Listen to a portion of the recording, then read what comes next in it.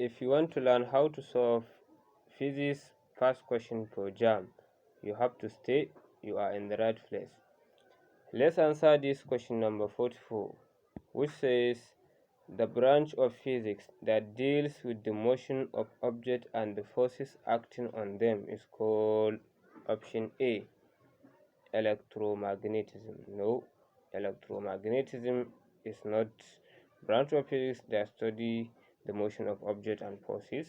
Thermodynamics is also not one, because thermodynamics is the study of heat and the changes of heat, while option C, mechanics, is the answer. So option C is the branch of physics that deals with the motion of objects and the forces acting on them is called mechanics, while quantum mechanics is the study of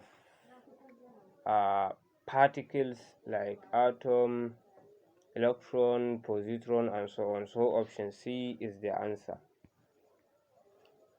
If you want to learn how to solve this kind of physics problem, go to our YouTube channel within our bio. Thank you.